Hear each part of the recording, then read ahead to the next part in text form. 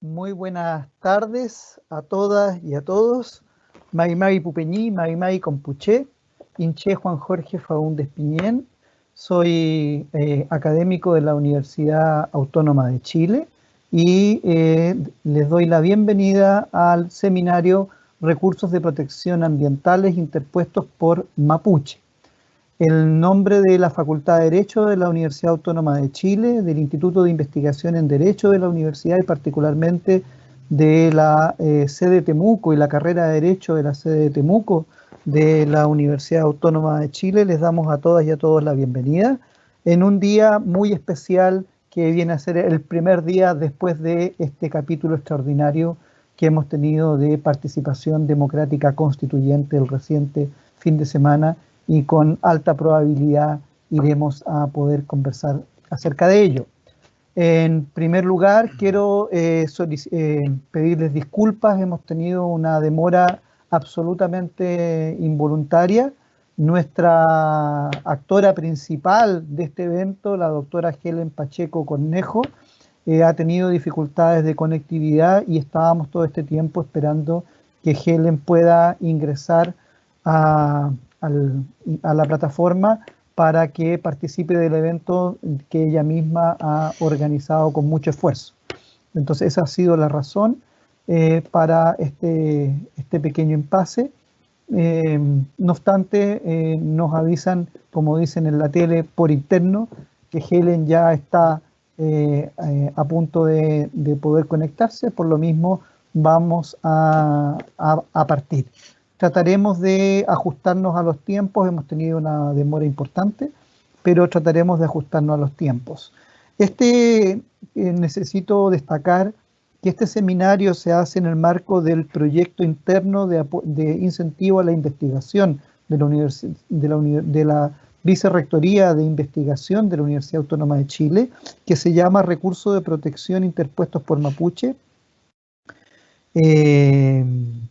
a partir de la creación de los tribunales ambientales, estudio de jurisprudencia del año 2020, cuya directora responsable es precisamente la doctora Helen Pacheco. Nos acompañan hoy día dos extraordinarios y extraordinaria invitada. Por una parte, la doctora Verónica Delgado Schneider, ella es doctora en Derecho, académica e investigadora de la Universidad de Concepción. Ya voy a después dar más en detalle cuando participe. Y por otra parte, Álvaro Durán Soto, también él es doctorando en Derecho Público y de la Universidad Finisterra, y nos va también lo voy a presentar en más detalle en un ratito más. Sin más que agregar, sino la invitación aquí a las aulas virtuales de la Universidad Autónoma de Chile, en un momento extraordinario, como les digo, donde tendrá que reescribirse prontamente, ¿no?, con lápices al parecer multicolores, precisamente aquellos componentes ambientales de la nueva Constitución. Le damos la palabra en primer lugar a Álvaro Durán. Como les decía, él es doctorando en Derecho Público en la Universidad... no veo el torpeo, discúlpenme. Esos son los problemas de la virtualidad. De ya en Barcelona, es magíster en Evaluación y Derecho Ambiental de la Universidad Finisterra, como les había dicho. Además tiene una extensa experiencia en el servicio público, en el ámbito ambiental y también en el ámbito de los derechos de los pueblos indígenas, desde los tiempos del Ministerio de Planificación, hoy Ministerio de Desarrollo Social, y con quien no nos veíamos en un buen tiempo, pero que de verdad que es un gusto tenerlo aquí, que pueda aportarnos tanto desde lo académico como de esa extraordinaria experiencia de varias décadas trabajando en relación con el derecho ambiental y los derechos de los pueblos indígenas. Su presentación se llama Jurisprudencia en Recursos de Protección, Déficit de la Consulta Indígena en el CIA y Pervivencia del Recurso de Protección. Bienvenido, Álvaro, tienes la palabra, 15 minutos aproximadamente. Muchas gracias, Juan Jorge. Agradezco tus conceptuosos términos También es un agrado compartir esta plataforma, esta exposición junto a una estimada colega, Verónica Delgado, dos estimadas colegas y Helen Pacheco, y siempre es muy grato encontrarnos, me refiero a ti, en diversas instancias, pues nos permite intercambiar conocimientos y visiones sobre aspectos que sin duda nos apasionan en lo sumo. Sin restarme más tiempo, quiero agradecer el estar acá y hacernos la siguiente pregunta basal, que espero responder al final de la exposición. ¿Por qué los pueblos indígenas siguen utilizando el recurso de protección para el resguardo de sus derechos e intereses jurídicos? El análisis que se efectúa de la evaluación del recurso de protección como vía idónea tiene mucho que ver, y esto lo conversábamos antes de iniciar la exposición, en que son las propias comunidades las que instalan una vez entrado en vigencia el convenio 169 de la OIT, instalan en el sistema de evaluación de impacto ambiental, y a propósito de la ejecución de proyectos de inversión en sus tierras, territorios o recursos naturales, lo instalan dentro del sistema de evaluación de impacto ambiental, que además de ser un instrumento de gestión ambiental, es un procedimiento administrativo. ¿Y qué nos encontramos aquí? Nos encontramos con que convergen derechos indígenas, derechos administrativos, derechos ambientales sustantivos y el derecho internacional también. Son varias burbujas que vienen a colgarse de, como dice el profesor Luis Cordero Vega, de este arbolito que es el sistema de evaluación de impacto ambiental, donde aquellas cuestiones de déficit de política pública saltan y son resueltas, porque de una otra manera detonan conflictos que tienen que ver con decisiones de ejecución de política pública o de proyectos en territorios de la ciudadanía, y específicamente esta ciudadanía especial que son los pueblos indígenas. En la evolución del recurso de protección se asientan primero la lógica de que la consulta va en el CIA, y esto es acogido por el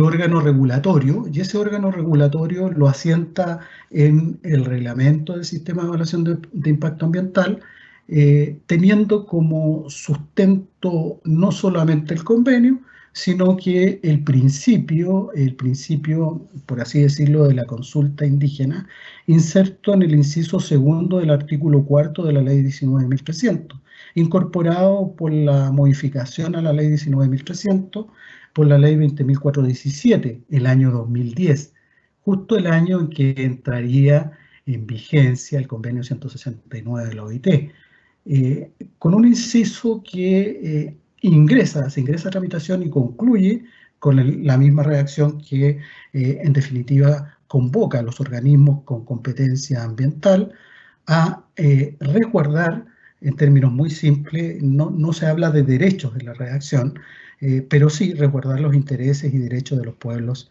indígenas en la ejecución de los instrumentos de gestión ambiental. Y el instrumento de gestión ambiental que tiene mayor incidencia para este efecto es el sistema de evaluación de impacto ambiental. La alegación central en estos recursos de protección a propósito de la ejecución de estos proyectos de inversión en sus territorios dice relación a la afectación a sus tierras, territorios y recursos naturales, a su hábitat, que son o constituyen sus soportes de su existencia e identidad cultural. Estas acciones se fundamentan en la afectación del derecho de igualdad ante la ley, el debido proceso, el ejercicio de todo culto y la afectación al derecho a vivir en un medio ambiente libre de contaminación. Mientras la medida proteccional se consideró idónea, y a esto me referiré, se consideró idónea abandonando primero, en una visión de abandono de un lastre histórico desde este punto de vista, que era la deferencia hacia el organismo técnico, de forma tal de que las Cortes de Apelaciones y la Corte Suprema se inhibían de conocer y entrar a un control intensivo del expediente, de las competencias del órgano administrativo.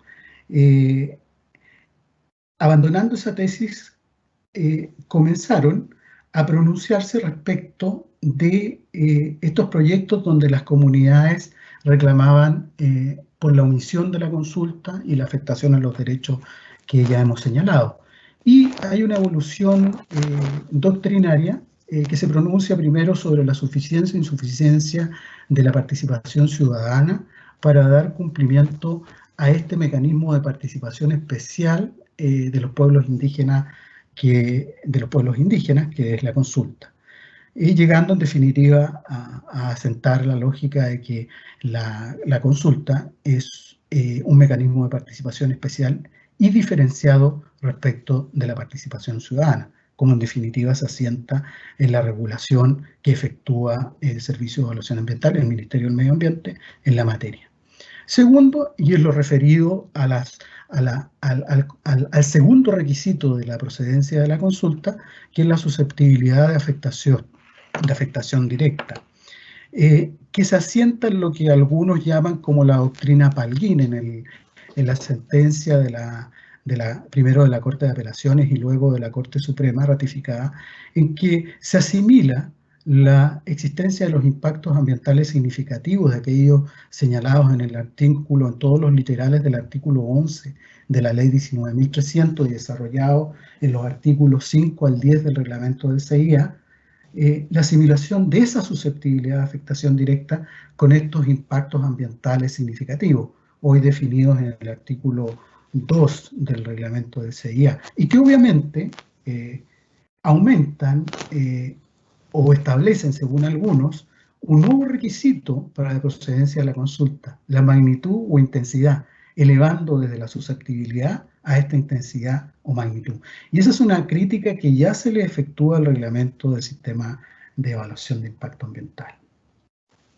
La regulación de esta materia, ya lo hemos dicho, está en el reglamento del sistema de evaluación de impacto ambiental, y también en el Reglamento General de Consulta, al Decreto Supremo 66, que es posterior y que se elabora en base a la propuesta que ya estaba en el reglamento del CIA. Y hay mención expresa en el artículo 8 de excluir de su aplicación, salvo el respeto de las etapas, excluir esta consulta que está en el CIA, por cuanto tiene una regulación específica. Regulación específica que es posteriormente desarrollada por el instructivo sobre la consulta a los pueblos indígenas, que dicta el director del CEA y que realiza una nueva interpretación de los literales del artículo 11 respecto de la procedencia de la consulta. Y ahí hay una alteración a las facultades que le corresponden al director ejecutivo, y por lo mismo podríamos sostener la ilegalidad de ese instructivo o el exceso de atribución de facultades del director. Pero bueno, de una otra manera, ellos establecen una interpretación y una significancia respecto de los impactos. Lo importante en esta evolución, como se verá, aún se encuentra en desarrollo hasta el día de hoy. Desarrollo que dice relación con dos aspectos: la susceptibilidad de afectación directa y los derechos sustantivos a que da espacio la consulta para que sean considerados dentro de este sistema de evaluación de impacto ambiental. La pregunta es, ¿estos derechos fundamentales, estos derechos humanos que contempla el convenio 169 de la OIT, pueden ser analizados y resueltos en un instrumento que está enfocado solamente a impactos ambientales? Yo creo la respuesta, de una u otra manera hay respuestas que dicen que se abocan por uno u otra postura. Lo importante es que hay un concepto de medio ambiente que está establecido en nuestra legislación, que contempla los elementos socioculturales, que implica una evaluación del medio humano evaluación del medio humano que implica considerar las características de esos grupos humanos, tratándose de los pueblos indígenas, grupos humanos con diferencias particularísimas, ¿ya? En que se ha establecido en razón del principio, en razón de un principio de tratamiento diferenciado en atención a plataformas de derechos diferenciadas, a considerar su identidad cultural, su sobrevivencia y el proceso histórico de discriminación de los que ha sido objeto. Matías Mesa plantea, y es importante esta idea porque es recogida, como veremos al final de esta breve exposición, es recogida hoy en una reciente sentencia del Segundo Tribunal Ambiental de fecha 21 de abril. La consulta previa establecida en el convenio es una respuesta del multiculturalismo liberal a la diversidad cultural, lo que demanda la protección de los derechos de los pueblos indígenas en la fase externa. Si bien ese multiculturalismo tiende a no considerar aquellos aspectos del colectivo que pasen sobre los derechos individuales dentro del grupo, dentro del colectivo, en la fase externa supone y es aceptado desde la lógica del multiculturalismo en la que se inserta el convenio, el compromiso de ese organismo internacional, de los organismos internacionales y de los estados, de proteger estos derechos de los pueblos indígenas como un elemento de reafirmación de su identidad. Por lo mismo, ¿qué invitación nos está haciendo? ¿O qué claridad, o a qué claridad nos conduce?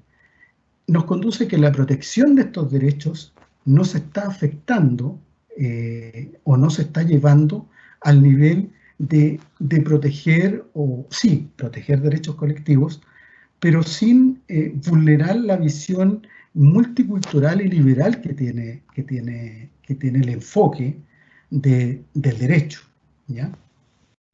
Entendido estos derechos como los necesarios para la existencia y conservación de su identidad cultural, sin perjuicio que en la fase interna los derechos colectivos. La comunidad no puede primar sobre los derechos fundamentales garantidos a las personas indígenas integrantes de estos colectivos. Esto supone un análisis de lo que plantea Quimblica, pero es un impulso a que los tribunales de justicia en Chile, y a propósito de la consulta, propendan por la protección de esos derechos que están establecidos en el convenio.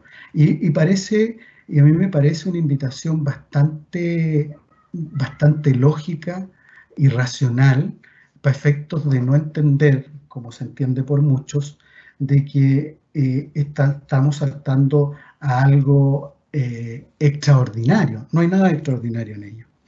Esta visión resulta basal, pues supone incorporar en las decisiones jurisdiccionales la posibilidad o capacidad de afectación a los derechos de los pueblos indígenas consagrados en el convenio, sus tierras, territorios y recursos naturales, como expresión y sustento de su identidad cultural y de sobrevivencia de dichos pueblos, asegurando así, en clave de derechos individuales, como lo consagra el artículo 1 de la Constitución Política, reiterado en muchas sentencias de las Cortes de Apelaciones y de la Corte Suprema, conociendo de recursos de protección, su mayor desarrollo espiritual y material posible, y considerar la consulta previa, libre e informada, como una instancia de diálogo intercultural que permita la consideración de la diversidad cultural en la determinación de la susceptibilidad de afectación directa y, en definitiva, la evaluación ambiental como en las decisiones de los tribunales ambientales. Ahora, hay un punto de inflexión. Álvaro. ¿Ah? Un minuto. Ok. Te queda un minuto. Pueden ser dos. Muchas gracias. Flexibilidad. Con la creación de los tribunales ambientales, lo que deja en evidencia es el déficit de la regulación que existe a propósito del acceso a la justicia ambiental. En la discusión de que si en definitiva tienen un derecho, por el hecho de haber participado en la consulta indígena, tienen un derecho especial para recurrir ante los tribunales ambientales. Ello no se consagra. Y ahí hay una gran discusión si la vía idónea es entrar vía observante PAC o vía invalidación de las RCA. Por lo mismo, no existe un recurso administrativo y judicial acorde para el proceso y procedimiento de consulta. Y eso es desarrollado en un estudio que realiza Dominique Hervé con otra colega, bien pormenorizado.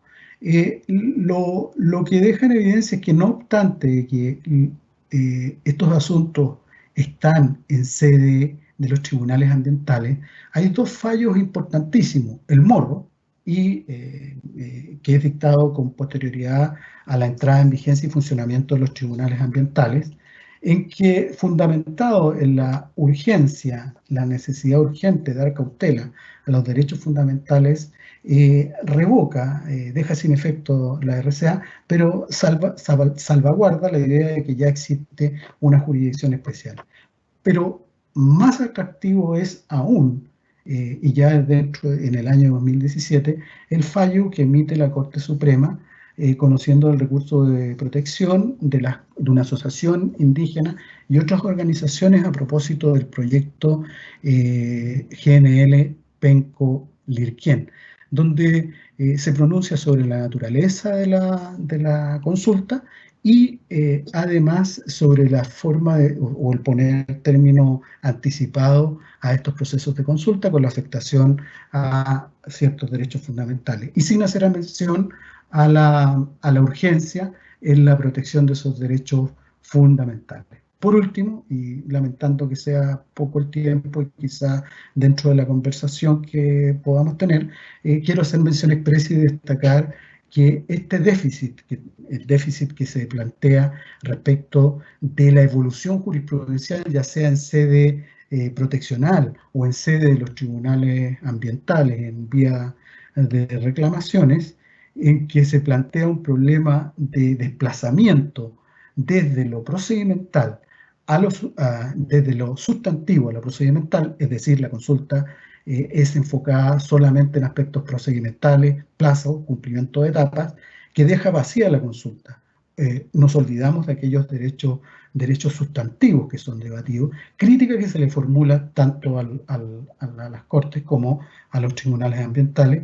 Hoy, con el fallo del segundo tribunal ambiental, avalado en dos fallos recientes de la Corte Suprema, pronunciándose, acogiendo recursos de casación a propósito de un proyecto de piscicultura en el lago Balmaceda y el proyecto y a propósito del estudio de impacto ambiental de la continuidad operacional Cerro Colorado, dejan en evidencia que estamos en una etapa donde ese déficit se está superando, donde hay un espacio para desacoplar la susceptibilidad de afectación directa de los impactos ambientales significativos.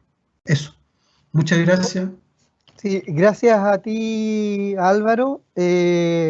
Después espero tengamos un poquito de tiempo para conversar. Los que hemos tenido alguna cercanía a estos procesos sabemos que la síntesis de Álvaro ha sido extraordinaria por poner prácticamente todos los puntos sobre la mesa en tan poco tiempo y hoy día ya más de una década de desarrollo jurisprudencial y también normativo en relación con la consulta, ¿no? Desde aquellas primeras sentencias intuitivas del 2009-2010 hasta los elaborados y detallados fallos más recientes. Después yo he ido anotando aquí algunas preguntitas, creo que podemos conversar un poco cuando siga, pero de verdad que da gusto escuchar una presentación como esta. Enseguida le damos la palabra a Verónica Delgado Schneider es doctora en Derecho, académica e investigadora, directora del programa de Derecho Ambiente y Cambio Climático de la revista de Derecho de la Universidad de Concepción, y su exposición se denomina Participación y Acceso a la Justicia Ambiental bajo estándares internacionales. Bienvenida, Verónica, a la Universidad Autónoma de Chile.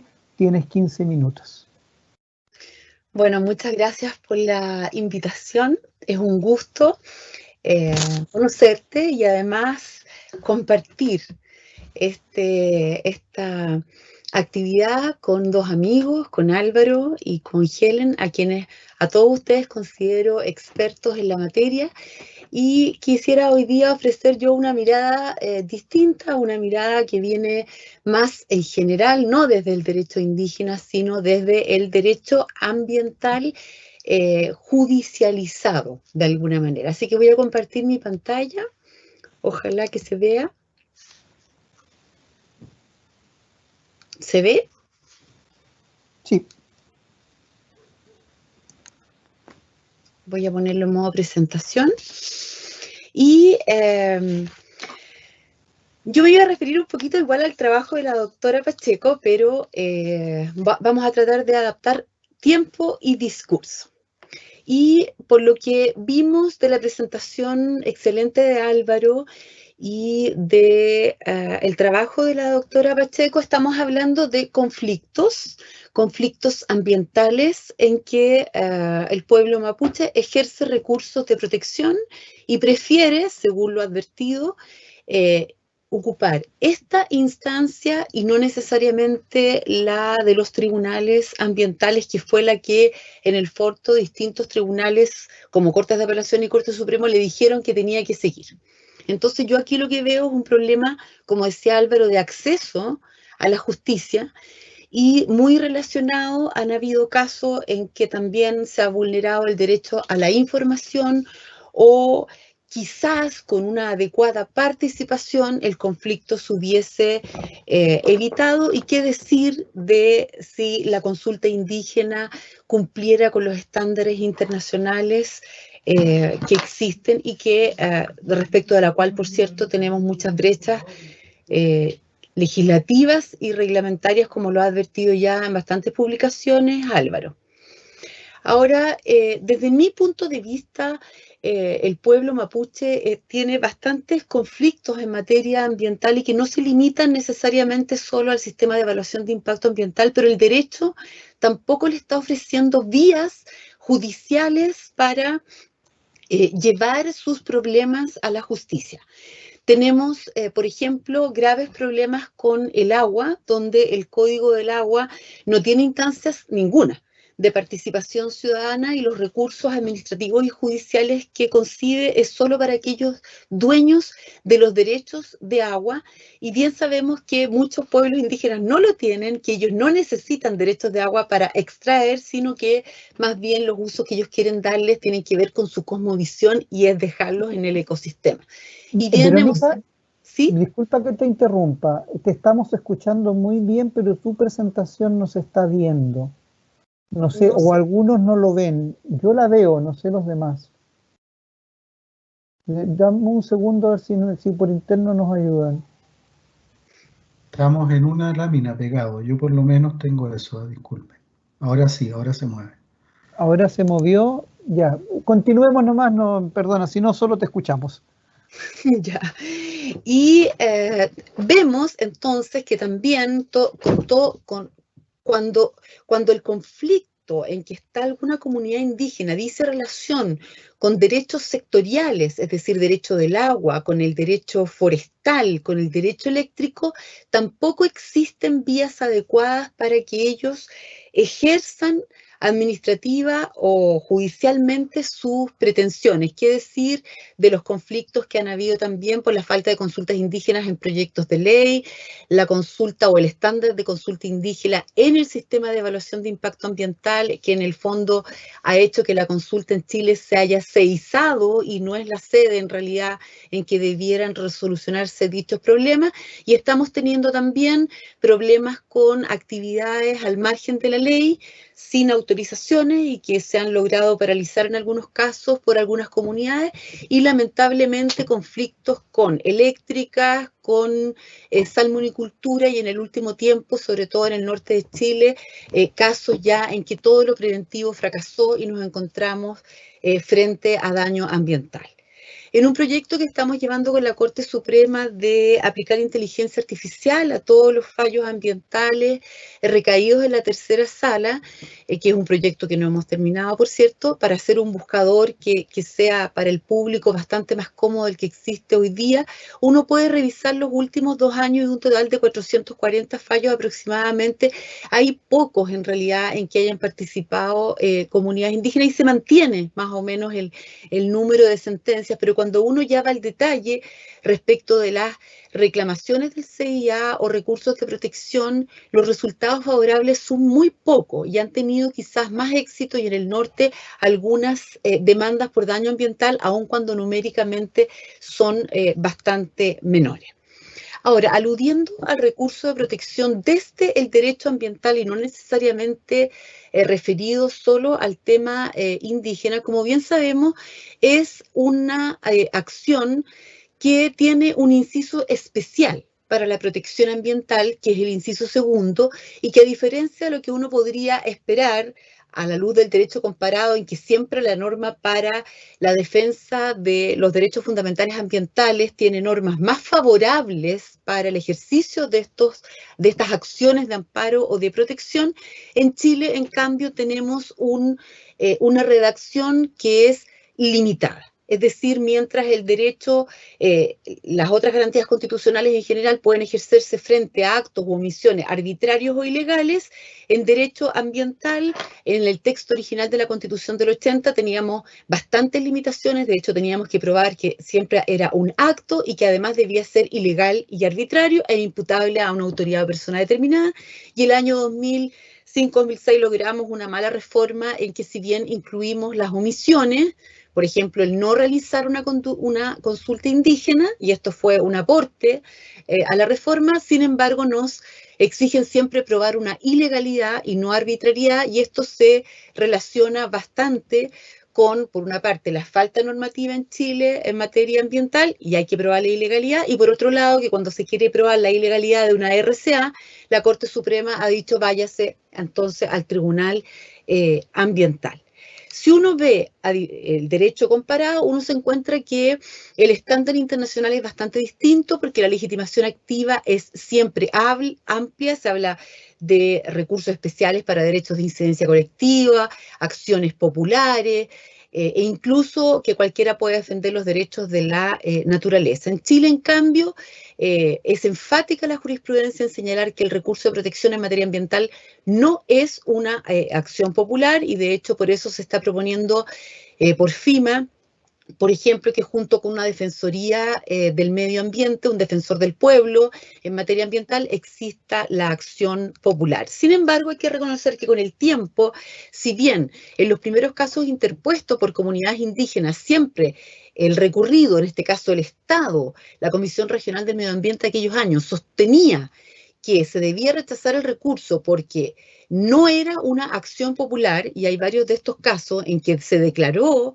no al lugar el recurso, debemos reconocer que con el caso de Amelia Mamani del 2008, se logró que la jurisprudencia le diera legitimación activa, reconociendo que una agrupación está compuesta por personas naturales que viven en un sector determinado, es su entorno, y por lo tanto ella podía presentar estos recursos a nombre de esta comunidad, reconociendo así la tesis del entorno adyacente del profesor Contralor Bermúdez. De tal manera que el recurso de protección, si bien es una sede que tiene limitaciones a la luz de pensar hoy día en una nueva constitución, porque todavía no se entiende como un derecho colectivo, porque el deber del Estado se entiende todavía limitado, porque no se aplican de manera coherente los principios preventivos y precautorios. Y coincido con Álvaro en que todavía no se comprende que el concepto de medio ambiente incluye los elementos socioculturales del cual depende la vida y no necesariamente la vida humana. Reconozco que con el tiempo la jurisprudencia ha ido modificando algunas reglas como interpretadas literalmente, y hoy día quizás por eso para las comunidades indígenas el recurso de protección es quizás más conveniente que irse a los tribunales ambientales. De la legitimación activa limitada pasamos al entorno adyacente, de un plazo de fijo pasamos a la tesis del agravio permanente que sostiene que se renueva el plazo día a día mientras permanezca el agravio, que si bien nos exigían probar contaminación, hoy día el Tribunal Constitucional admite dos supuestos en que aún faltando normas podemos probar contaminación, como lo han hecho algunas comunidades indígenas respecto a los problemas de olores, por ejemplo, que ya también tenemos fallos en humedales en que se reconocen hipótesis distintas a la contaminación, y donde estamos quizás un poco complicados es que siempre tenemos que probar ilegalidad, y aquí me vinculo con el tema de que hay que probar la ilegalidad de una RCA, y que, como bien reconocía Álvaro, han habido 3 etapas en la jurisprudencia en que al comienzo las RCA no eran actos que podían recurrirse vía recurso de protección, luego viene un periodo en que muchas fueron dejadas sin efecto,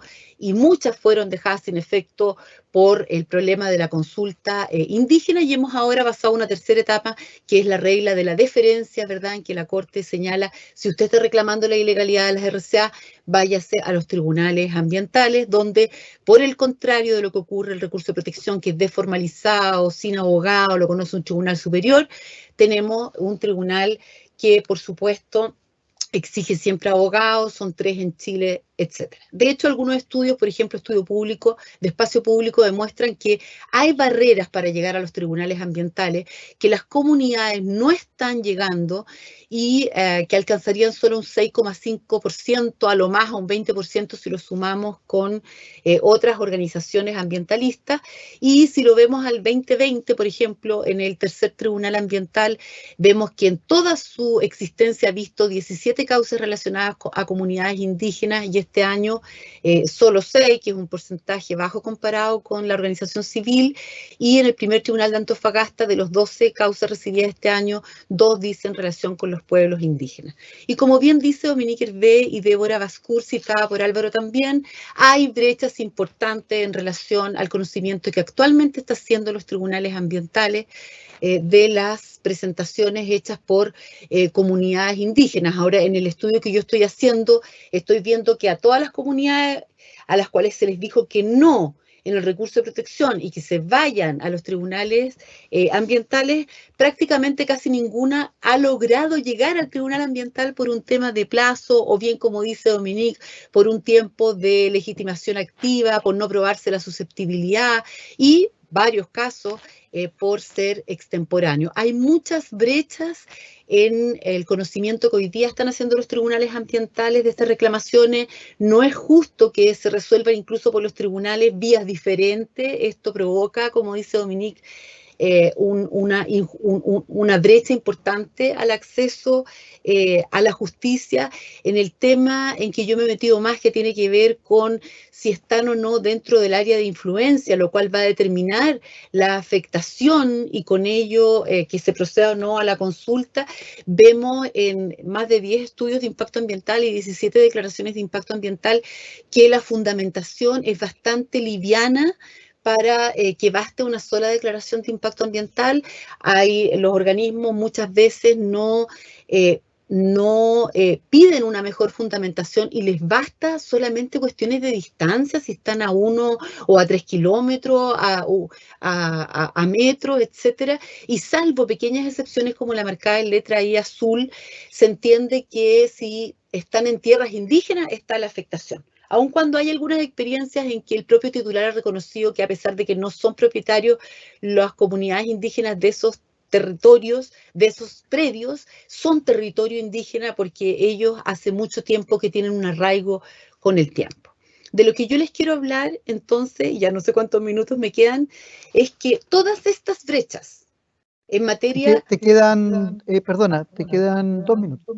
Ya, todas estas brechas que vemos en materia de participación en general y de consulta indígena en particular, hoy día tienen referentes internacionales que no estamos cumpliendo como el convenio 169, y hoy día les quiero hablar del acuerdo de Escazú, que nace en virtud del principio 10 de la Declaración de Río en 1992, que tiene un hermano europeo y que hace muy pocos días entró el 22 de abril del 2021 en vigencia en América Latina y el Caribe. Es el primer tratado vinculante para la región, es un tratado ambiental de derechos humanos y que tiene normas de protección para los defensores del medio ambiente. Chile no lo firmó, pero seguramente el próximo gobierno sí lo hará, y por lo tanto vamos a tener la oportunidad de determinar cuáles son las brechas que tenemos, por qué las tenemos respecto a estos pilares de Escazú, que a mi juicio también van a contribuir a una mejor resolución de los conflictos ambientales en general y de las comunidades indígenas también. ¿Por qué? Porque en los 3 pilares están incluidas normas especiales, estándares especiales para los grupos vulnerables, donde están incluidos, por supuesto, los pueblos indígenas. Sobre todo en participación, el estándar de Escazú es que la participación sea temprana e incidente.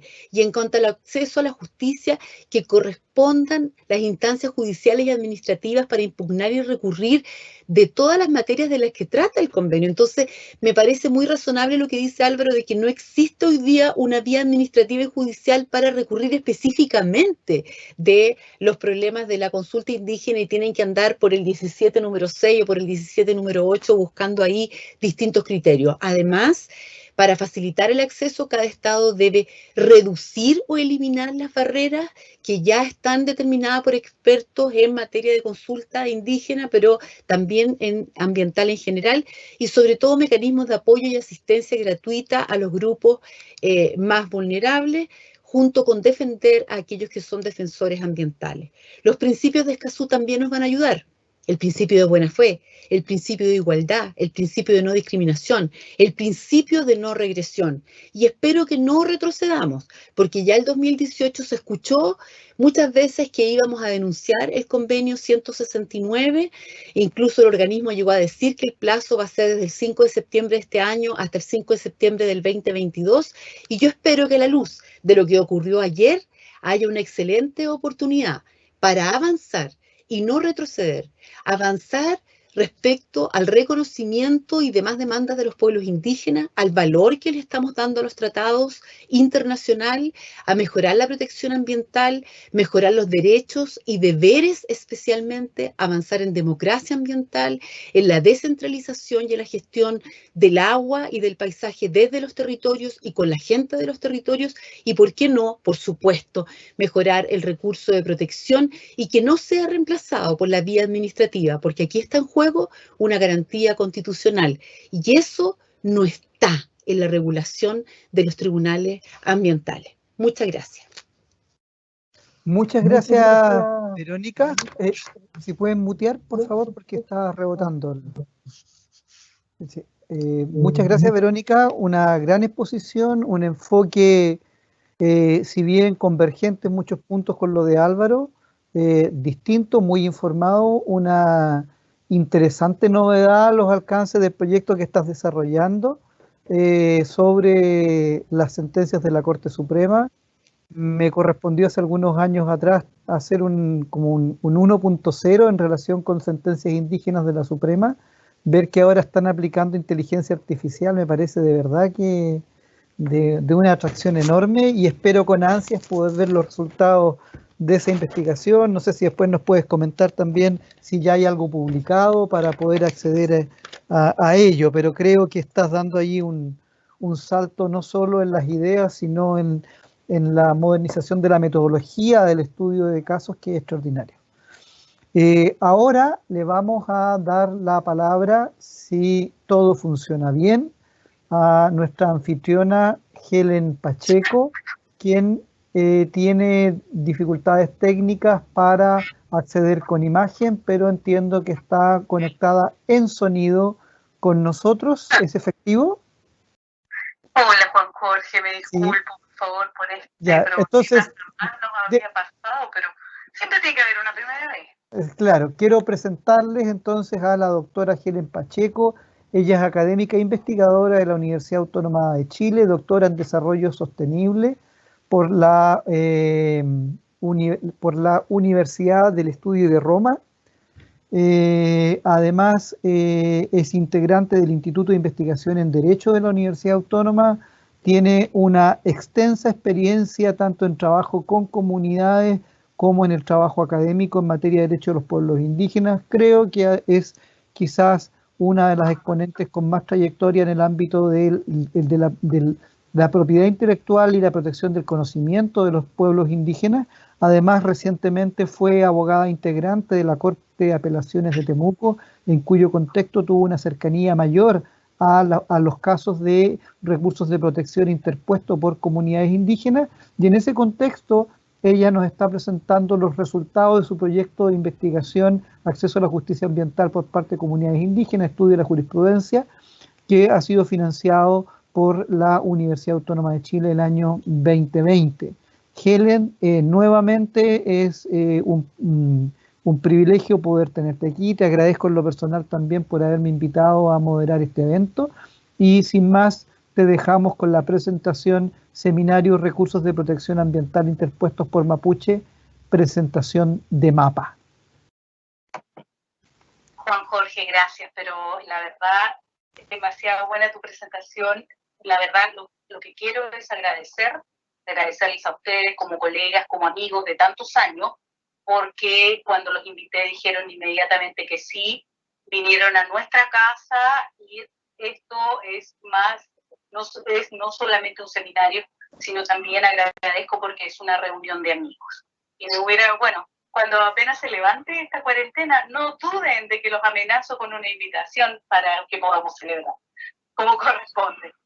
Bueno, Francia, por favor, te voy a pedir que tú vayas proyectando mi presentación. Estamos listas. Estamos. Bueno, pasemos a la segunda diapositiva para entrar en materia.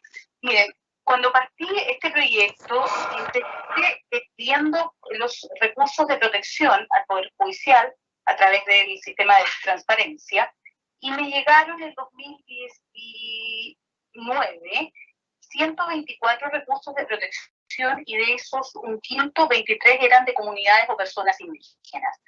Seguí juntando los recursos de protección y llegué a recopilar 31 recursos de protección que van desde el periodo 2014, la diapositiva dice 2018, pero en realidad es hasta 2020, que cubren las Cortes de Apelaciones de Temuco, Concepción, Valdivia y Puerto Montt, que es la que se corresponde con el territorio indígena ancestral, su Biobío.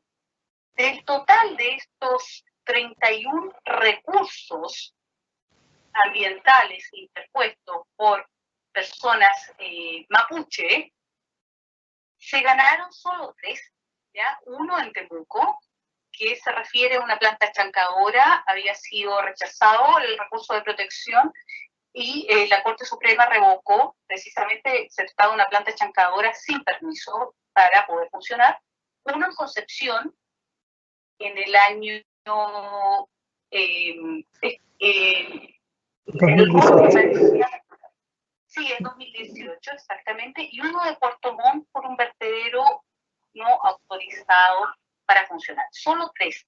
Entonces llamaba la atención porque aparentemente uno podría decir, bueno, entonces algo está pasando, pasa técnicamente, y mucho contradijemos con lo que expuso Verónica, que tuve la suerte de escuchar, y lo que Álvaro me había traspasado también en sus trabajos académicos. Ahora, el recurso de protección es una medida de emergencia, ya está consagrada en el artículo 20 de la actual Carta Fundamental, y se interpone generalmente en materia ambiental relacionado con el número 1 del derecho a la vida. Se alega también el derecho a la salud, pero también del número 2, alegando la falta de consulta como una falta de discriminación, solicitando además el control de convencionalidad del convenio 169 por parte de las Cortes de Apelación. Vamos con la tercera diapositiva, gracias. ¿Ya? Entonces, este recurso se impetra principalmente, se ha solicitado en relación no solamente con por el derecho a vivir en un medio ambiente libre de contaminación, sino que en relación con otras garantías que están en la actual Constitución. Y las razones por las que goza de muy buena salud el recurso de protección, principalmente, bueno, no solo en materia ambiental, sino que en distintas materias, es porque permite el acceso a una justicia más accesible económicamente, desformalizada, con un procedimiento ágil. Es tanto, bueno, admite la granjería, no requiere de abogado, y además autoriza a las Cortes de Apelaciones para impetrar medidas que, si en concepto de los jueces que conocen de los recursos son urgentes y necesarias para proteger las garantías vulneradas, aun cuando no se hayan solicitado los recursos de protección, las Cortes se encuentran autorizadas para impetrarlas. De ahí que sea tan, digamos, tan usado este arbitrio procesal, y ojalá que sea uno de los que se mantengan en nuestro ordenamiento jurídico. ¿Y cuándo procedería? Según la cuarta diapositiva, por favor, la cuarta imagen, el recurso de protección en materia ambiental. ¿Y por qué preguntamos esto? Porque la ley 20.600, que crea los tribunales ambientales, precisamente le otorgó competencia a los tribunales ambientales para que conozcan de ciertas materias específicas relacionadas, sí, con resoluciones que se refieren al funcionamiento de las instituciones de la institucionalidad ambiental. Sin embargo, se siguieron presentando estos recursos, y ¿cuándo serían procedentes pese a que existe la justicia especial ambiental? Bueno, cuando se pueda percatar, se pueda dar cuenta a través de los antecedentes del recurso de cualquier acto de omisión ilegal, ¿ya? Que pueda ser imputable a una persona, a una autoridad, y que justamente requiera medidas de emergencia, que requiera un actuar urgente por parte de la justicia. Y también se ha considerado por la doctrina que sería procedente cuando existen bienes jurídicos fundamentales, como la vida y la salud de la población, o bien la justicia ambiental y la participación, en que las Cortes también mantendrían su competencia en asuntos ambientales. Ahora, de los tres recursos acogidos, se pueden ver claramente que dos fueron acogidos porque existiría un acto de omisión ilegal. Vale decir que las actividades por las cuales se había recurrido de protección son manifiestamente clandestinas o ilegales, no tienen permiso. Y otro porque se consideró de la revisión del expediente administrativo, y esto ya es interesante, que existía una vulneración a la igualdad ante la ley porque se había suspendido una consulta indígena que se había echado a andar, y se suspendió porque el dueño del proyecto presentó precisamente un adendum, y la Corte de Apelaciones en cuestión, la de Concepción, inicialmente había rechazado la protección, pero finalmente se revocó en la Corte Suprema. Ahora, ¿qué es lo más solicitado en estos recursos? Bueno, de estos recursos existen 18 que reprochan expresamente la falta de consulta y la no existencia de un consentimiento previo, libre e informado en cuanto a la pertinencia de los proyectos. Vamos con la diapositiva 5, por favor. Es simplemente una pequeña ilustración de lo que estoy ahora mencionando. Reprocha la localización, el modo de operar o las consecuencias de los impactos ambientales que pudieran producirse en sus territorios, como los recursos naturales que están en ellos, siendo además una demanda transversal la participación. O sea, la participación está presente en prácticamente todos estos recursos de protección. Y bueno, la doctrina, ustedes saben, ha insistido, de hecho Verónica puso su acento en eso, en la participación como una forma de lograr el bien superior de la justicia ambiental y robustecer la democracia. Ahora, en cuanto al tipo de proyectos, los recursos presentados corresponden a 8 sobre proyectos de energía, y eso se ve en el mapa que les proyectamos más adelante. 7 son contra proyectos de tipo extractivos, 12 en que lo principalmente reclamado es contaminación. De esos 12 me llama la atención que había 4 que reclamaban sobre el posicionamiento de vertederos. Otros podrían encuadrarse en reivindicación territorial, habían 2 de conflictos vecinales y 1 que reclamaba directamente por construcciones públicas, que no fueron obviamente aceptados. Ahora, de todas estas 31 causas, 13 se dirigen contra la resolución de calificación ambiental. Y esto plantea la interrogante de cuál es el objeto de intentar acciones que no van a poder prosperar y que desconocen el principio de especialidad de los tribunales ambientales.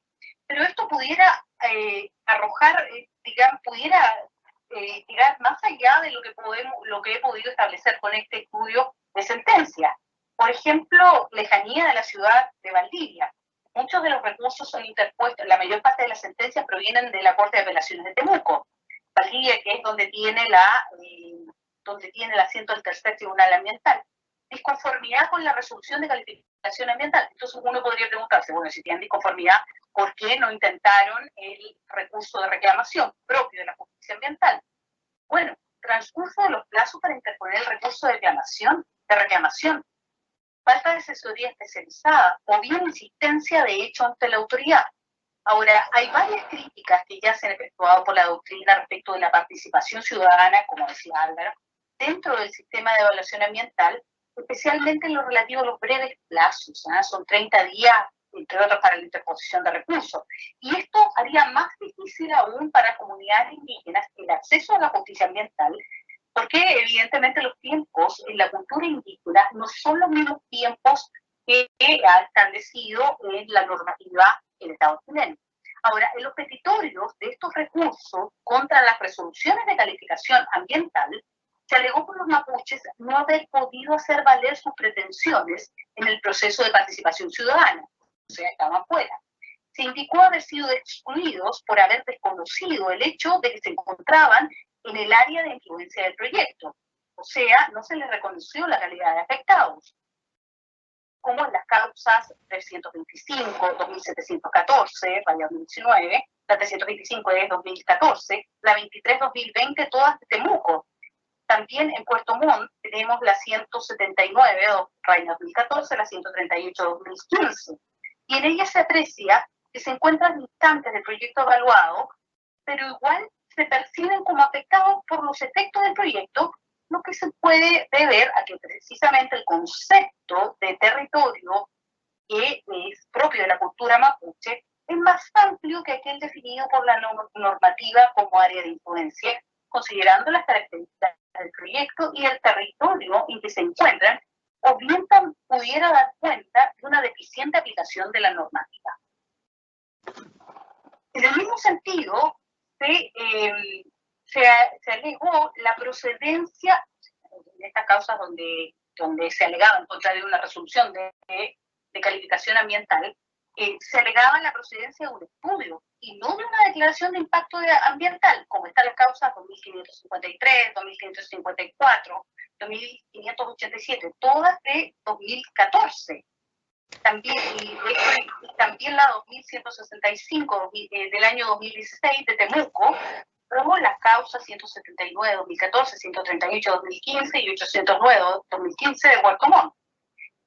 Y en este tipo de reclamación contra la RCA se alegó, curiosamente, que sus observaciones no fueron tenidas en consideración.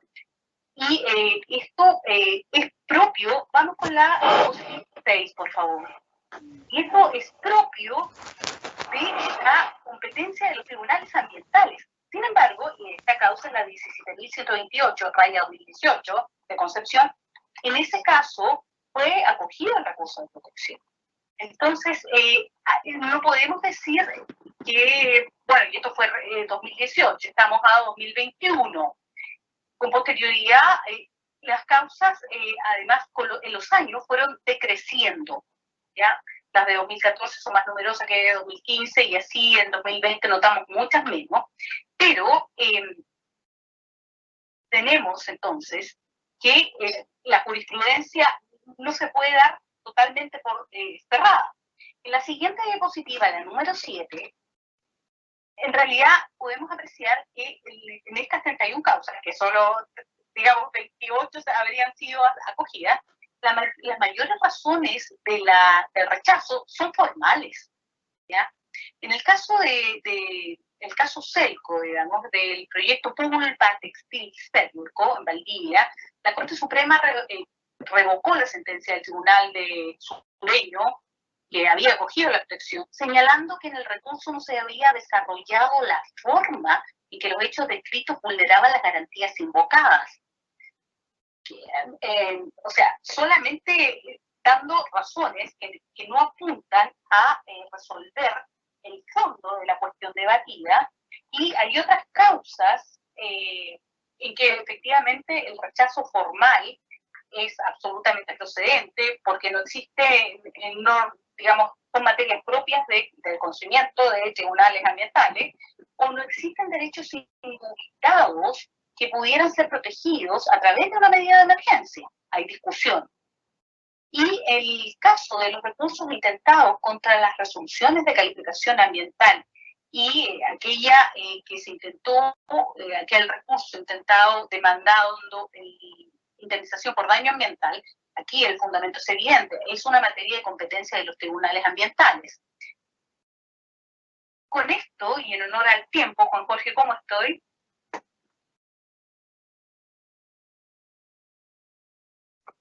Juan Jorge. Bueno, les quiero proyectar la diapositiva 8, en donde... Perdón, Helen, estás cerca del límite, pero tienes derecho a ser escuchada como nuestra anfitriona perjudicada por el sistema. Lo que les quiero mostrar y les quiero compartir en honor al tiempo, y bueno, obviamente esto tiene que ser materia de un trabajo académico mucho más extenso, es en la diapositiva 8 el mapa. ¿Lo pueden ver? ¿Se ve actualmente? Porque les quiero describir, se está proyectando el mapa, ¿verdad? Sí. Ya, perfecto. Miren, les quiero describir al centro, ustedes tienen la imagen de la región del Biobío, la Araucanía y la región de los ríos y los lagos. En amarillo o medio café, se ve tal vez distorsionado, están todas las comunas en donde existieron recursos de protección indígena, presentados por personas o comunidades indígenas. Ya ustedes pueden ver, bueno, allá en Pencolizquén, en el norte, se puede apreciar. Luego está todo el cordón Coyipú y Angol, la zona cordillerana de la Araucanía, y la mayor parte de los conflictos se concentran acá en las zonas cercanas a Temuco, en las comunas aledañas. Sin embargo, me llama la atención al sur, en la isla de Chiloé, la presencia de varias causas que presentan reclamaciones de tipo ambiental. Ahora,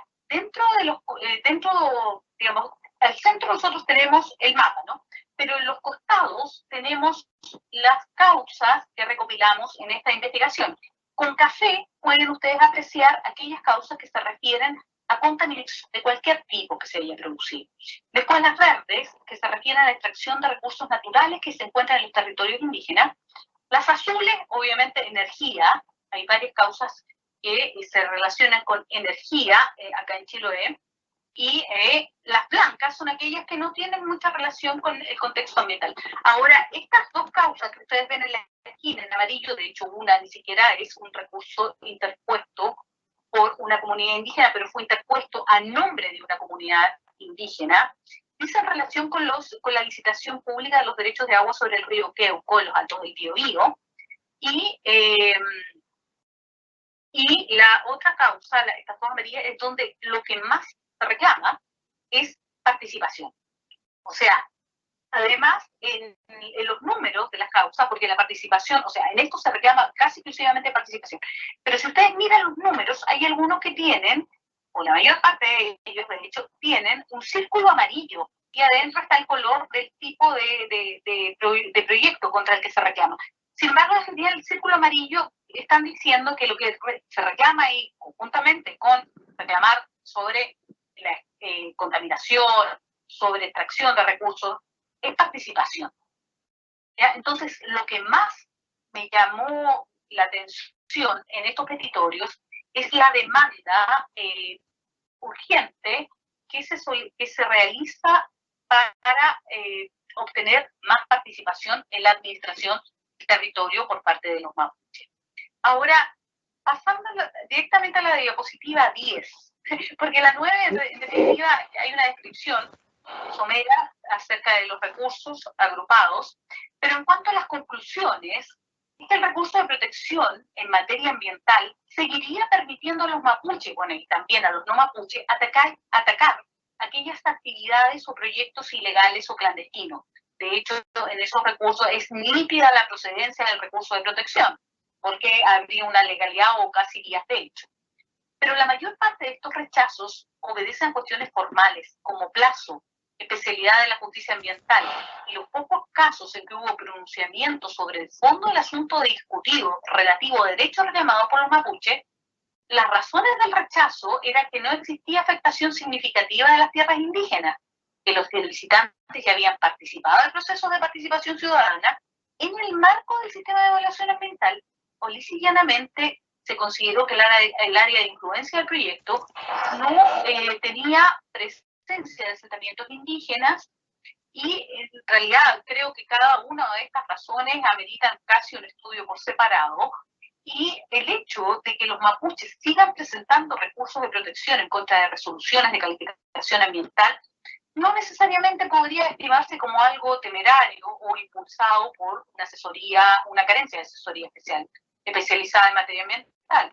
Podrían dejar en evidencia simplemente lo que ya han dado cuenta de diversos trabajos académicos sobre que el sistema de participación ciudadana establecido en el sistema de evaluación ambiental no es adecuado para recoger las observaciones de los proyectos que son sometidos a dicho proceso, y que los tribunales ambientales son lejanos, o bien que los plazos no son adecuados a la realidad indígena. Y si nosotros volvemos a proyectar la diapositiva 8, por favor, Francia, para volver a ver este mapa, tal vez teniendo presente la cantidad de recursos de protección ambiental presentados en esta zona, y como dijo don Sergio Muñoz cuando empezaron los tribunales ambientales, por ahora son 3. Tal vez podríamos empezar a pensar en un 4º tribunal ambiental por acá, y con eso les puedo pasar a la diapositiva 11 y dar las gracias por haberme ayudado tanto en llevar adelante este seminario. Muchas gracias, Helen. Gran presentación, además que sabemos que en tu caso no solo ha sido la investigación académica propiamente tal, sino que también es el fruto de la experiencia, y me atrevo a decir la experiencia de monitoreo, y también en la participación concreta en algunas decisiones importantes en este contexto como ministra abogada integrante de la Corte de Apelaciones de Temuco. Así que tenemos una mirada también que tiene los pies bien puestos en la tierra, en este caso, lo que hace que la contribución de Helen venga un poquito a completar el abanico que habíamos visto primero con Álvaro en esta retrospectiva y señalamiento de los puntos o los hitos en el desarrollo jurisprudencial y normativo del derecho ambiental / derecho de los pueblos indígenas, consulta en particular. Verónica, que nos ha mostrado el enfoque desde el derecho ambiental y corroborando con un estudio muy interesante del análisis global de las sentencias de la Corte Suprema. Y luego Helen, que dentro de todo lo que plantea, yo me permito destacar por lo menos 2 o 3 puntos de su investigación. Uno es que es algo que en lo que ella innova, ¿ya? Y en esto complementa los estudios realizados hasta ahora, y creo que no he visto otro que tenga el mismo enfoque en relación con la demanda. No sé si todos, especialmente los estudiantes que están escuchando, se han dado cuenta de esta diferencia. Los estudios de jurisprudencia, los que, por ejemplo, los que plantea Verónica, los que yo mismo he realizado, o las sentencias que comenta Álvaro, en general son sentencias y por lo tanto que se refieren a la ratio decidendi, eventualmente al obiter dictum de una sentencia, pero que están centrados en aquello específicamente que el tribunal consideró para resolver, ¿no? Pero Helen ha tomado un punto de partida relativamente distinto o complementario, que es el de la demanda. Luego nos permite mostrar una panorámica más amplia de los problemas y desde el enfoque de los demandantes mapuche, con la focalización que haya realizado de recursos de protección de comunidades mapuche. Pero de la demanda, luego vemos lo que se planteó y los problemas aparecen bastante más amplios o con bastantes más elementos que los problemas que termina normalmente reduciendo una sentencia en su análisis, y que esto no es bueno ni malo, ¿no? Una sentencia lo que hace es focalizar a 2 o 3 argumentos, a un argumento, y sobre eso razona, pero Helen nos ha dicho, miren, lo que aquí está sobre la mesa es mucho más amplio, y por lo tanto podemos visualizar y comparar entre lo que se demandó y lo que efectivamente se resolvió. Creo que ese es un aporte muy, muy interesante. El mapa también nos agrega una mirada, nos geolocaliza las demandas, y eso permite aquí quizás avanzar a varios niveles en el desarrollo de la investigación. Y finalmente confirma una cuestión que planteaba Álvaro, que planteó Verónica, que también hay varios autores que lo han trabajado. Mencionaron también el estudio de Cristóbal Carmona, se mencionó el trabajo también, la panorámica de problemas que presenta Dominique Hervé con otra colega, no me acuerdo el nombre, y que nos plantea un debate entre la forma y los derechos sustantivos, ¿no? Entre la procedimentalización de la consulta, lo que Cristóbal llama el desplazamiento, ¿no?, procesal de la consulta, versus la protección de los derechos sustantivos, como quizás uno de los grandes debates. Con esa síntesis hemos invitado a hacer preguntas. Lamentablemente tenemos problemas de conexión. Yo logré una pregunta por interno que la voy a incorporar a un pool de preguntas para nuestros 3 expositores, a quienes los invito a responder libremente unas u otras. Creo que todos podrían perfectamente abordarlas, y si les parece vamos en el orden después, en el orden en que hicieron sus presentaciones. La primera pregunta refiere a lo que se mencionó como el concepto de medio ambiente que incorpora los elementos socioculturales. Sabemos, los que tenemos más canas que color en el pelo, ¿no?, que la primera sentencia icónica fue el caso de la Machi Francisca Linconao, Corte de Apelaciones de Temuco, 16 de septiembre del 2009, Corte Suprema 30 de noviembre del 2009, confirmada por la Suprema, pero es una sentencia de la Corte de Apelaciones de Temuco, donde se señala que el concepto de medio ambiente, a partir del concepto de hábitat, que incorpora el elemento humano, por tanto incorpora los elementos culturales de las comunidades indígenas. Dicho muy brevemente, y aquí recojo palabras inclusive del ministro Víctor Reyes, a quien entrevistaron los medios de prensa sobre el caso. Pero ahí partimos, 2009, el concepto de los elementos socioculturales en el elemento del medio ambiente, a partir de la vuelta de la función social de la propiedad, que incorpora el elemento ambiental. Y llegamos al recurso de protección en los temas indígenas, por esa vía, ¿no? Pero el artículo 19, número 8, vigente, no dice nada de elementos socioculturales, textualmente. Entonces, yo les pregunto, frente a este desarrollo jurisprudencial, ¿qué debiera decir la nueva Constitución? ¿Qué podría decir la nueva Constitución? ¿Debiera incorporar expresamente los elementos socioculturales en el concepto del medio ambiente? ¿O debieran ser los elementos socioculturales incorporados por el reconocimiento expreso del derecho humano a la identidad cultural, por ejemplo? Esa sería mi posición, pero se lo dejo abierto. Un punto, ¿no? Avanzar de una definición jurisprudencial de los elementos socioculturales a una constitucional en relación con la protección del medio ambiente. Segunda pregunta. Verónica nos habló de los conocidos principios preventivo y precautorio en materia ambiental, que iluminan el derecho del medio ambiente, que inspiran la idea de justicia ambiental, ¿ya? Y yo le digo, de acuerdo, ese es como un horizonte que hoy día podríamos pensar para la nueva Constitución, pero yendo a un 2 o un 3.0, principio preventivo y precautorio o derechos de la naturaleza en la nueva Constitución. ¿Hacia dónde vamos a caminar? ¿A una protección de la misma perspectiva antropocéntrica, pero más avanzada, más robusta con estos principios, o derechamente cambiar el eje hacia los derechos de la naturaleza, o son miradas complementarias? Tercera pregunta. En un tema que pasó rápido,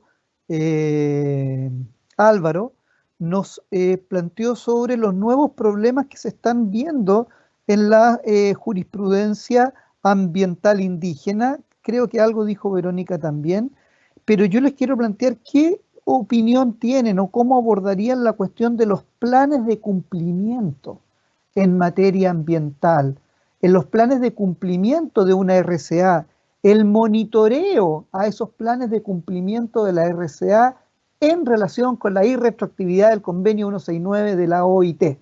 Hay dos casos recientes, el que yo llamaría Pilmaiquén 2 y el SQM2, ¿ya? En que se está planteando en Pilmaiquén 2, el del caso del que fue conocido en su momento como el Ñenquintuante, donde la recurrente plantea de que debiera haber un monitoreo a la RCA concedida de un proyecto no construido en su versión original, pero la Corte terminó diciendo de que aquí no había una resolución que ordenara el monitoreo, por lo tanto no era procedente pronunciarse en monitoreo, pero desde ya que el convenio 169 era irretroactivo y por lo tanto no se podía aplicar una RCA anterior a la ratificación del convenio 169 de la OIT, y hay un caso también muy reciente de SQM, que es posterior al famoso caso de la Corfo SQM, ¿ya? En que se está señalando también la idea se recurre contra un plan de cumplimiento, no me acuerdo de memoria en ese caso, y la Corte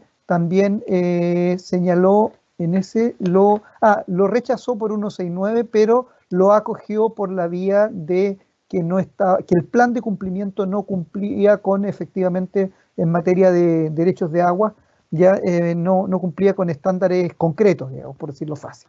Pero queda pendiente, ¿qué va a pasar con una medida posterior cuando es un plan de cumplimiento de una RCA, pero que implica efectos nuevos en un proceso ambiental en relación con la irretroactividad y si debiera consultarse o no? Eso era. El Consejo Pueblo Atacameño reclamó que debía ser consultado ese plan de cumplimiento. La Corte dijo, no hay que consultar el plan de cumplimiento, pero igual acogió el recurso por la vía, como digo, de que el plan en sí no cumplía con los estándares en materia del monitoreo del agua. Luego, otra pregunta, y en esta recojo en parte una pregunta que nos ha hecho un estudiante y que también surge de la misma exposición de Helen. ¿Cuál creen ustedes que es el recurso que debiera, o los recursos que debiera considerar la nueva Constitución? ¿Debiéramos quedarnos con un sistema idéntico, con un recurso de protección generalista, eventualmente con un recurso de protección más específico en materia ambiental? ¿Debiera haber un recurso de protección para los derechos de los pueblos indígenas? ¿Ya? ¿Cuál es la vía, ¿no?, constitucional procesal para la defensa de estos derechos? Y en ese mismo contexto, ¿cómo debiera abordarse la cuestión de los derechos sustantivos y los derechos y la formalidad versus los derechos sustantivos en materia jurisdiccional? Tienen la palabra Álvaro.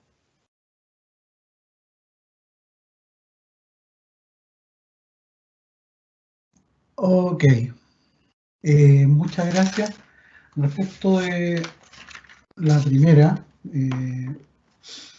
los elementos socioculturales en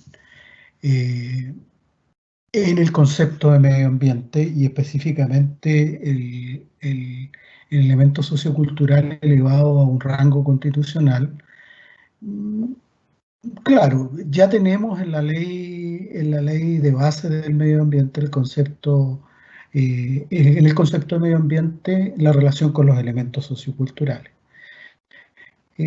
Pudiese haber una declaración constitucional en el sentido de entender, como lo hace la Constitución de Ecuador, lo hace, perdón, la Constitución de Bolivia, de elevar a rango constitucional el buen vivir.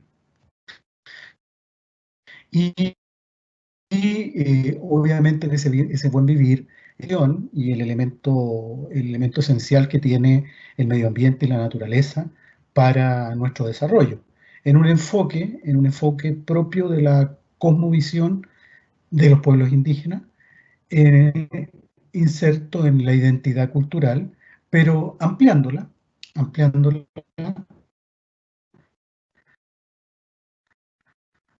hacia todos los sistemas.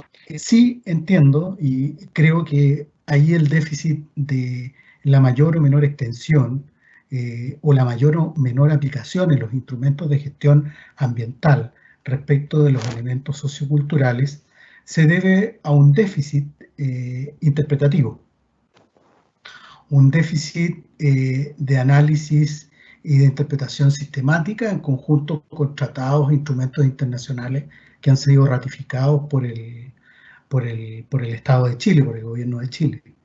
Y obviamente que una interpretación coherente, sistemática, que incorpore aquellos derechos que son fundamentales, y está la puerta de entrada por el 5 y segundo en la Constitución que ya nos va dejando, sí debiera haber un mecanismo y para eso no necesariamente incluir un concepto de elementos socioculturales en la nueva Constitución, un mecanismo que le dé ejecución directa y a un nivel o a un estándar similar, es decir, aplicando el principio de progresividad de los derechos, que se contempla, por ejemplo, en el artículo 35 del Convenio 169, y que se contempla también como una ventana de entrada, no a través del procedimiento de aprobación de una ley, sino como nivelando y progresando en el estándar de derecho respecto de la incorporación de los tratados internacionales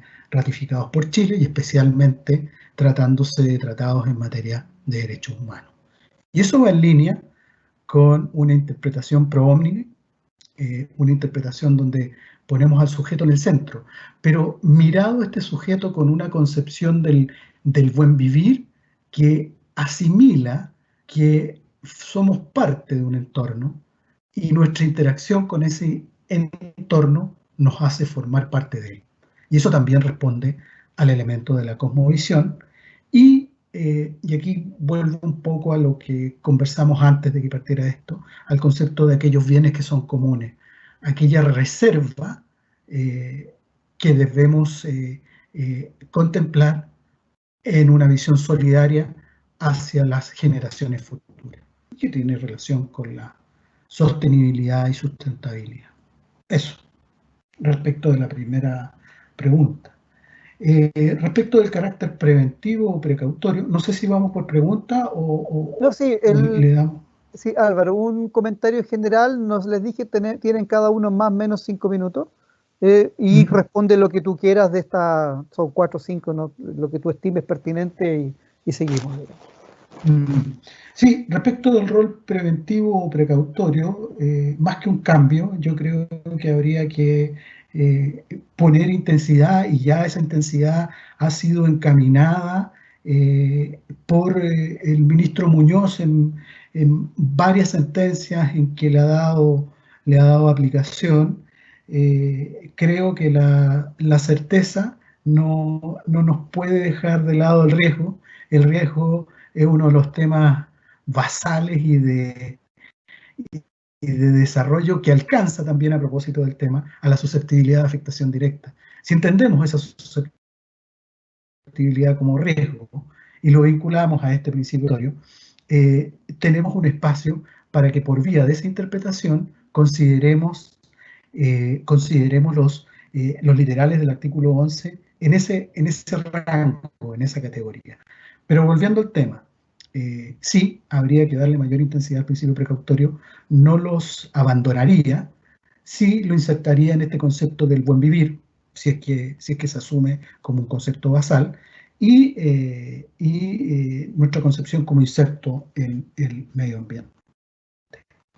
Respecto de los planes de cumplimiento, es un bonito tema, como decía un colega, es un bonito tema, me refiero, ¿por qué? Porque existe la lógica de sustraer los instrumentos o la labor que realiza la Superintendencia del Medio Ambiente de la consulta.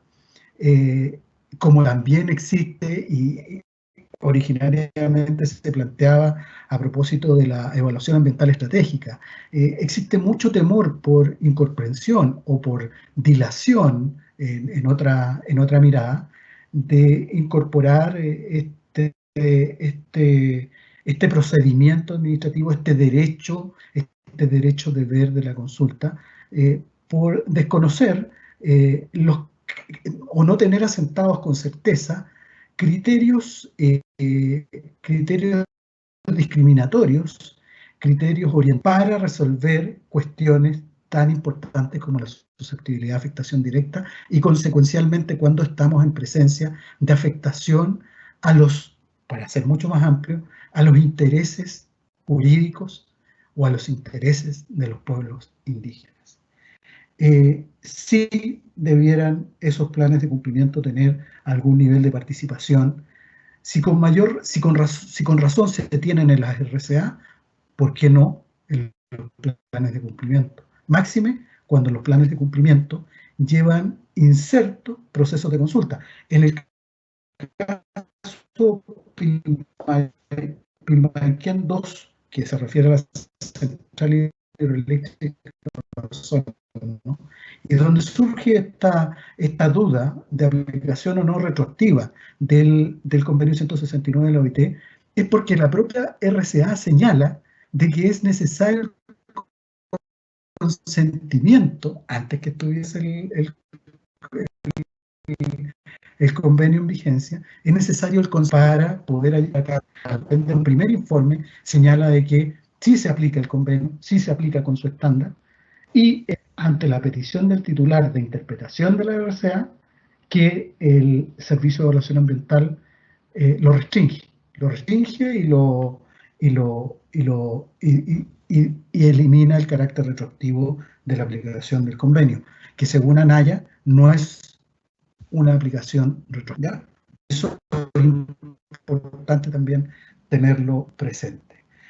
Respecto de la consulta del plan cumplimiento, en el último caso que tú mencionabas, el de Soquimich, es un interesante caso que en definitiva se acoge, retrotrae y lleva a rechazar la propuesta de cumplimiento, el plan de cumplimiento que presentó el titular. Y claro, por cuestiones relativas a derechos de agua, pero motivada por la acción de las comunidades. Por último. 30 segundos. ¿Cuál es la nueva constitución? Creo que el recurso de protección o recurso de amparo constitucional, como se llama en Colombia, en otros lugares, sí debe estar para la protección de los derechos fundamentales, incluidos aquellos que se incorporan en razón de tratados internacionales ratificados por Chile en materia de derechos humanos. Punto. Ok, muchas gracias Álvaro. Verónica.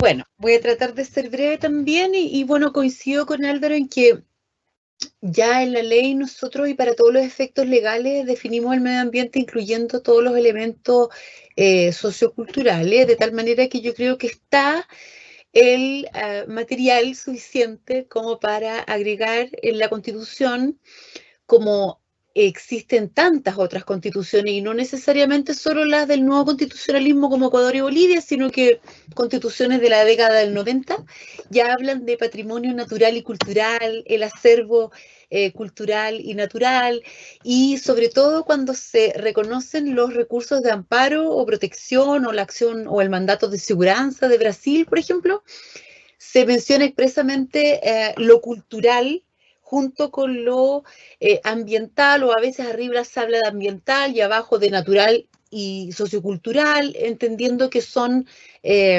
sinónimos. Así que yo sería partidaria de incluirlo porque si bien está en la ley, me gustaría realzarlo y no solo dirigido únicamente al tema de los pueblos indígenas, sino en general, de nuestro patrimonio sociocultural en general. Ahora, en relación a los principios, preventivo y precautorio, son principios muy importantes, sobre todo ante la urgencia climática donde no tenemos información, pero quizás no sería tan imprescindible hacerlo dado que ya el principio de precautorio está en la ley REP, está en la ley de pesca, con una formulación que es bastante buena porque no exige probar que haya un grave o irreparable daño ni que la certeza científica sea absoluta, sino que lo hace operar frente a falta de información o información no confiable o información incompleta. Entonces tenemos como una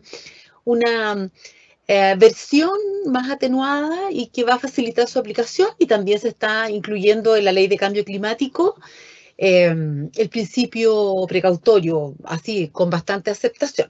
Ahora, en cuanto a los derechos de la naturaleza, yo creo que nosotros estamos como bien atrasados en el respeto a los pueblos indígenas y a la cosmovisión de ellos. Entonces creo que reconocer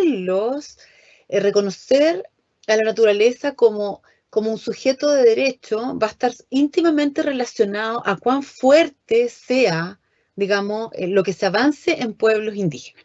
Ahora, yo creo que esta es una transformación cultural y no creo que sea tan fácil incluirlo en la Constitución, pero la experiencia comparada demuestra que son procesos, que de repente hay que dar un primer paso y que cada paso es importante y después tendremos años para implementarlo. Entonces yo creo que puede que no reconozcamos directamente a la naturaleza sus derechos como persona jurídica, pero en otras latitudes se logra lo mismo cuando, por ejemplo, sin asociarlo a la cosmovisión indígena, porque ellos no tienen pueblo indígena, hay otras constituciones que hablan, por ejemplo, de respetar los ciclos naturales.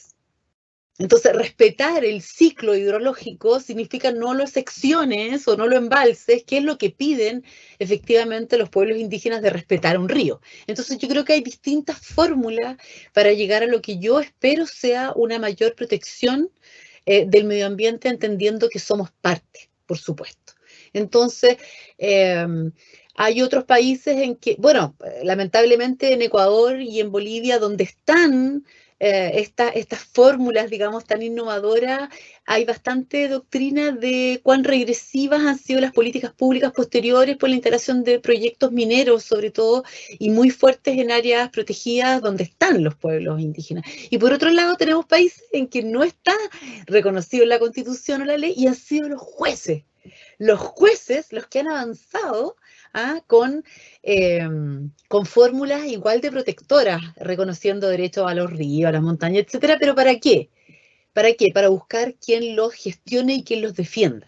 Entonces, si podemos buscar esas mismas soluciones con otras fórmulas, yo no me cierro a que busquemos esas otras fórmulas. O sea, si logramos gestión integrada de cuencas, si logramos defensoría del ambiente, si logramos esas otras fórmulas de protección que respeten los ciclos de la naturaleza, que no permitan sobreexplotar un acuífero si no se ha recargado naturalmente, yo creo que al final es lo mismo y quizás nos evitamos un par de discusiones con las visiones más jurídicamente más tradicionales. Eso. Ok, muchas gracias, Verónica. Helen, por favor, esperamos tu comentario final. Las preguntas están planteadas o lo que tú quieras agregar para ir cerrándolo. Bueno, me gustaría referirme a tu última pregunta relativa a los recursos, porque, bueno, el recurso de protección en Chile ha sido una de las herramientas procesales que ha permitido el acceso a la justicia. No sé si de cara a una nueva constitución lo vayan a mantener o vayan a crear otro mejor, pero sin duda esto va más atrás. O sea, el acceso a la justicia como un derecho anterior al debido proceso, incluso y la materialización del derecho de efectuar peticiones a la autoridad, no bastaría por sí solo. O sea, para que gocemos del acceso a la justicia, es necesario que esto se materialice también en decisiones judiciales que reconozcan los derechos que son invocados por las partes. Eso tú aludías al paper de Carmona, editado en el Revista de Derecho de la Universidad de Concepción, en que hoy en día existe un desplazamiento del verdadero foco en las decisiones judiciales que se basan en lo formal. Entonces, me gustaría que haya recursos tan desformalizados y tan ágiles como el recurso de protección, pero que no solamente permitan que los derechos invocados sean reconocidos, sino que los jueces fallen también conforme a derecho, promoviendo los derechos fundamentales, y es inminente un reconocimiento de los derechos de los pueblos indígenas, un reconocimiento constitucional, y que además esto se enlace con otros derechos, como la asesoría letrada. Hasta ahora, acá en Chile se considera que el debido proceso es el acceso a la justicia, y la asesoría letrada se otorga, digamos, por las corporaciones de asistencia judicial, pero en materia ambiental se requiere una asesoría bastante especializada. También que el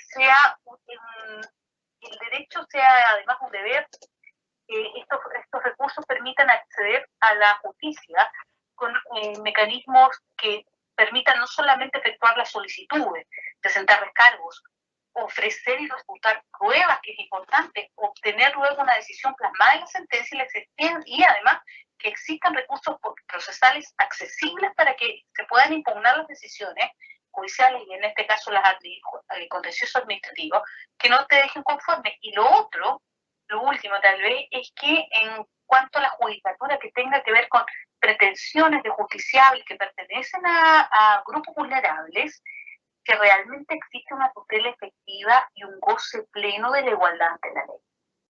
Y esto pudiera parecer evidente, pero no siempre se logra por los grupos menos aventajados, o no se logra hasta ahora, por los grupos menos aventajados en una sociedad, que se cuestionen fuertemente las decisiones de la autoridad en sede judicial.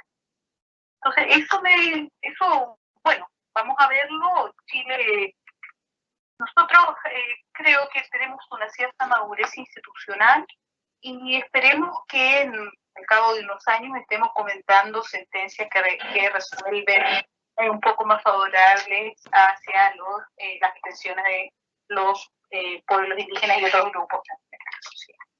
Y lo último, agradecer sin duda, Verónica, muchas gracias, Álvaro, a ti, Juan Jorge, excelente tu conducción, que la he mirado por tele, y los que quieran acceder al mapa, el mapa va a estar disponible, esto es un aviso de utilidad, disponible en la página del Instituto de Investigación en Derechos de la Universidad. Y muchas gracias a todos por acompañarme. Eso. Ok, muchas gracias, Helen. De mi parte ha sido de verdad muy entretenido. Yo con tremendo entusiasmo he podido disfrutar este evento más allá de todos los problemas tecnológicos. Me quiero quedar con algunas brevísimas conclusiones, una que podríamos resumir en una sola. Primero, ¿no? Para mí el resumen se llama una nueva constitución de los derechos sustantivos. Si aseguramos una constitución de los derechos sustantivos, lo procesal será una consecuencia. Yo creo que ese debiera ser el legado hacia lo ambiental y hacia los derechos de los pueblos indígenas. Me parece que debiéramos avanzar a una constitución que garantice el derecho humano a la identidad cultural, más la consulta como la herramienta hacia los derechos sustantivos. Un derecho a la justicia constitucional, donde claramente el recurso de protección, el derecho a la asesoría letrada, como decía Helen, son fundamentales. Y en materia ambiental, yo lo resumiría como justicia ambiental con acceso a la justicia ambiental. Es decir, la justicia ambiental en el sentido amplio, sustantivo que ha desarrollado Dominique Hervé, pero con ese acceso a la justicia que ha sido, que Carmona y otros no han puesto sobre la mesa al plantear esta